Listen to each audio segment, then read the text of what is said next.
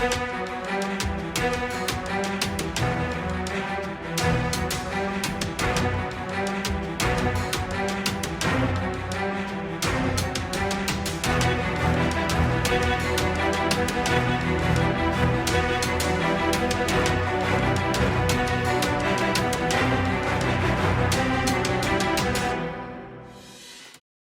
तर हा हायवे ज्या इंजिनियर्सनी बांधला, ज्या कॉन्ट्रॅक्टरनी बांधला, त्या सगळ्या कॉन्ट्रॅक्टर आणि इंजिनियरना एकत्र आणून आपण कोकणवासियांनी एक सत्काराचा कार्यक्रम ठरवला पाहिजे आणि सगळ्या देशातला सगळ्यात वैशिष्ट्यपूर्ण रस्ता म्हणून गिनीज वर्ल्ड बुकमध्ये नोंद व्हावी याकरताच या रस्त्याचं काम गेली 17 वर्ष चालू आहे आणि मला वाटतं त्याच्यासाठी काही वर्ष कमी पडत आहेत म्हणून तो अजून काही वर्ष बनायला लागणार आहे।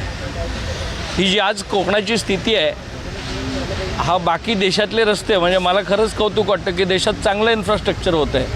अगदी हिमालयातसुद्धा जिथे अशक्य आहे तिथे बोगदे केले जात आहेत, देशाच्या सुरक्षेच्या दृष्टीने ते आवश्यक आहे।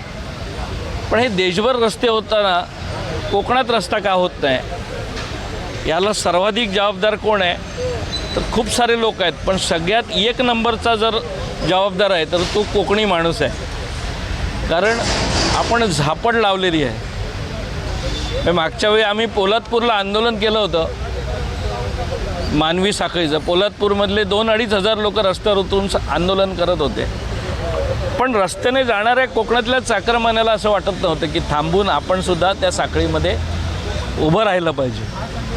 त्यामुळे आता ह्या आंदोलनामुळे तरी कोकणी माणूस जागा होईल आणि जर अन्याय कोणावर होतो तर ज्यांनी अन्याय सहन करायचंच ठरवलं आहे त्यांच्यावर अन्याय होतो। पण ही आज आपण जिथे बसलो आहे ही क्रांतीची भूमी आहे। इथे शेतकऱ्यांनी 3 वर्ष म्हणजे देशातला जगातला पहिला शेतकऱ्यांचा संप इथे झाला होता आणि संपूर्ण भारतातल्या शेतकऱ्यांना जी राजेशाही होती ती जाऊन तिथे लोकांना सातबाऱ्यावरती नाव आलं होतं। आज जे शेतकऱ्यांकडे जागा आहेत त्याला कारणीभूत या जिल्ह्यातले शेतकरी आहेत।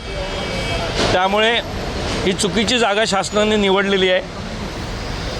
खारपाडा ही त्यामुळे संतोष ठाकूर, मला असं वाटतं की कोकणातल्या क्रांतीची सुरुवात या खारपाड्यापासून झाली पाहिजे आणि हा टोल नुसता टोल नाही तर मी जे म्हणणं मांडतो आहे की कोकण किमान 25 वर्ष पाठीमागे नेण्याचं काम या हायवेने केलेलं आहे।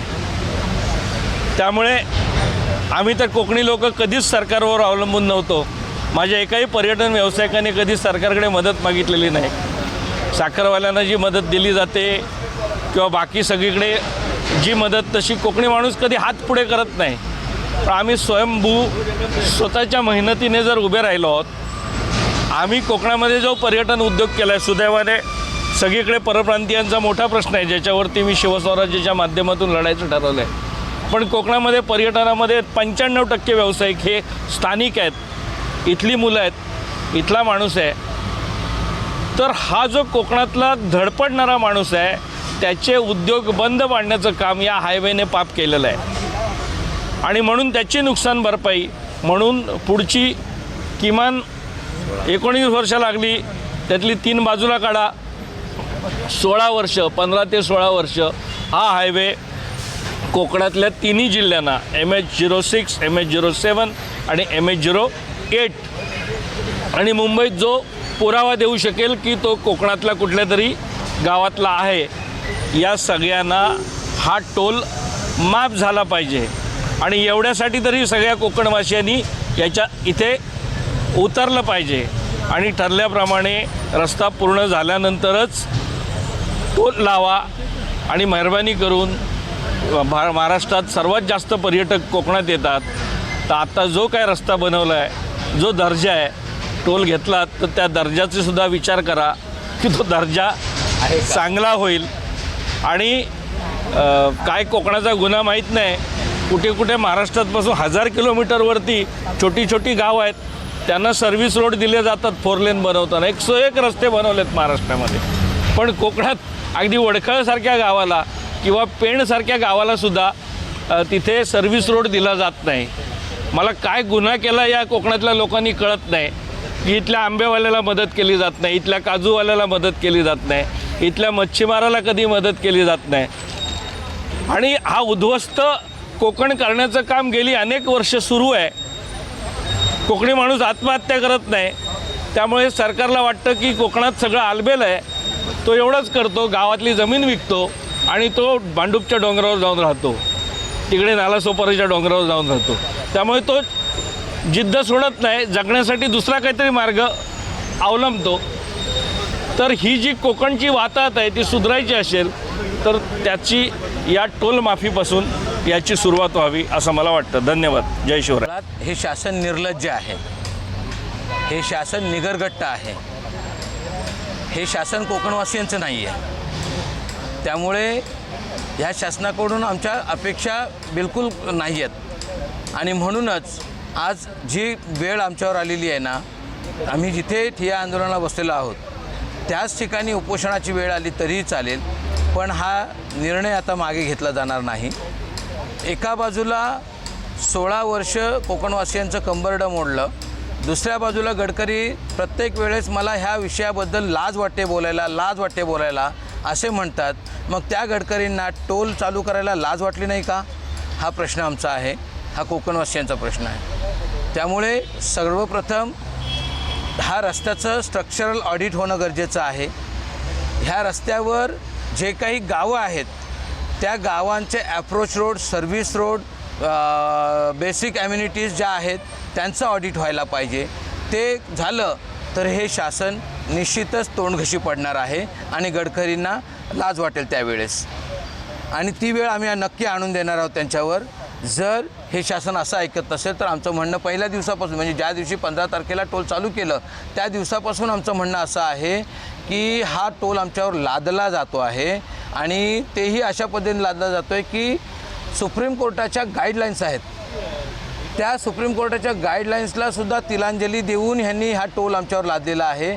त्यामुळे आम्ही ह्या सगळ्याच्या अगेन्स्ट न्यायालयात पण जाणार आहोत. आणि इथे टोलधाड ही लुटते कशी ते बघा. इथे 35 लाखात पर डेने टेंडर घेतलं आहे. आमचं स्थानिकांचं म्हणणं असं आहे, मी स्वतः इथलं स्थानिक आहे, हे 70 ते 80 लाख रुपये पर डे कलेक्ट करतात. मग उरलेले 35 लाख रुपये कुणाच्या घशात घालत आहेत हे? आणि ही लूट जी आहे ही लूट थांबवायची आहे. म्हणूनच आम्हाला जसं आमचं म्हणणं आहे की आमचं 16 वर्ष तुम्ही खूप शोषण केलं कोकणवासियांचं, त्याची भरपाई म्हणून शासनाने हा टोल मुक्त केला पाहिजे. मुंबई गोवा राष्ट्रीय महामार्ग जेवढे काही म्हणजे इथून पळसप्यापासून ते अगदी सावंतवाडीपर्यंत हा रस्ता टोलमुक्त पाहिजे आहे, हीच आमची मागणी आहे. आणि तुम्ही विचारत तुला प्रश्न असा आहे की होईल का, तर आम्ही करून घेऊ एवढी आमच्यात हिंमत आहे. आक्रोश तर जबरदस्त आहे. आणि इथला स्थानिक नेता म्हणा, खासदार म्हणा, आमदार म्हणा, हे सगळे सांगतायत की टोल नाही घेतला पाहिजे. आणि आतापर्यंत आपण बघितलं तर पळसपे ते अगदी गोवा बॉर्डरपर्यंत, म्हणजे अगदी सिंधुदुर्ग बांधापर्यंत कुठेही टोल घेतला जात नाही. हा टोल का घेतला जातो आहे, नक्की कोकणकरांची का परीक्षा घेतली आहे ते समजत नाही. यांना काय भिगायला लागलेत की हे 100 रुपये यांनी यांच्या रस्त्याचं काम बेटर होणार आहे. आज 18 वर्ष झाली, म्हणजे 18 वर्ष चालू आहे, अजून हा रस्ता यांना पूर्ण करता येत नाही. पण टोल वसुलीला लगेच त्यांनी सुरुवात केली आहे. बरं, आज आम्ही हे आंदोलन केले, इथे आम्ही सगळे जमलो आहे कोकणकर. यातला एकही अधिकारी येथे यायला त्याला वेळ नाही. म्हणजे आज मी सोमवार घेतला, आम्ही आज शनिवार रविवार घेऊ शकलो असतो, पण सोमवार घेतला जेणेकरून जे अधिकारी आहेत, जे काही सरकारी अधिकारी आहेत त्यांच्या वेळेनुसार येऊन भेटू शकतील, बोलू शकतील, मला सांगू शकतील. आमच्या प्रश्नांची उत्तरं नाहीत. आम्ही म्हणतो आमच्यासोबत सर्वे करा आणि आम्हाला दाखवा कुठे झाला पूर्ण. आम्ही म्हणत नाही की आमच्याकडे टोल घेऊ नका, आम्ही देणारच आहोत टोल. 18 वर्ष लावले, अजून तुम्ही 2 वर्ष लावणार हे पण आम्हाला माहिती आहे. जोपर्यंत रस्ता पूर्ण होत नाही तोपर्यंत टोल घ्यायचा नाही. हा आमच्या सर्व कोकणकरांचा एक अट्टहासाने असणार. आणि हे आजचं हे आंदोलन सुरुवात आहे आणि याचं अजून पुढे उग्र स्वरूप होईल. गडकरी साहेबांचा अंदाज ना काहीतरी चुकतो आहे. म्हणजे मला वाटतं त्यांना अजून कोकण समजलेलाच नाही आहे. कारण गेली 18 वर्ष त्यांना कळतं आहे की 18 वर्ष झाली हा रस्ता ते पूर्ण करू शकलेले नाहीत. अजून ते कधी पूर्ण करू शकतात हे त्यांना माहिती नाही. आता ते त्यांच्या राजकीय स्टाईलमध्ये ते नेहमी डेटवर डेट देत आहेत, तारीख पे तारीख देत आहेत. पण आम्ही काय कोकणकर समाज नाहीत आणि ह्यात त्यांची नाचक्की होते. त्यांनी तारखा देणं बंद करावं. शासनाला नेमकं काय सांगू इच्छिता? शासनाला एवढंच सांगायचं आहे, जे नियम तुम्ही आम्हाला लावताय ना तेच नियम तुम्ही स्वतःला थोडे, म्हणजे मी म्हणत नाही 100% पाळा किंवा 80% तरी पाळा. रस्ता पूर्ण होत नाही तोपर्यंत टोल द्यायचा नाही आम्ही, आमच्याकडनं घेऊ नका. आणि हे असं होणार म्हणजे आज ही सुरुवात आहे आणि आम्ही हे करूनच दाखवणार. मुंबई गोवा महामार्गावर रायगडमधील खारपाडा टोल नाका या ठिकाणी सर्व कोकणकरी तर आंदोलनाला बसलेले आहेत. आमची एकच मागणी आहे, मागील 17 वर्षापासून मुंबई गोवा महामार्गाचं काम रखडलेलं आहे आणि हा काम अद्यापही पूर्ण न झालेलं असताना इथं टोल चालू केला आहे आणि हा टोल कायमस्वरूपी बंद व्हावा त्याच्यासाठी आम्ही सर्व कोकणकर या मागणीसाठी इथे बसलेलो आहोत. ही लुटमार होते ती होतेच. आता जर तुम्ही पाहिला तरी तर 95 रुपये जायला आणि यायला असे एकूण कोकणात जाईपर्यंत 8 टोल नाके आहेत. 8 टोल नाक्यावरती कोकणकरांना नाही म्हटलं तरी 900 ते 1000 रुपये नुसतं आता टोल द्यावा लागणार आहे. परंतु त्या टोलनुसार आपण जर पाहिला तर अद्यापही बऱ्याच ठिकाणी काम बाकी आहे. जरी आणि म्हटलं की 95% काम पूर्ण आहे, आम्ही म्हणतो आहे अद्यापही 50% काम हा बाकी आहे आणि असा टोल वसुली करून कोकणकरांना कुठेतरी नीट हे करण्याचा प्रयत्न करत आहे.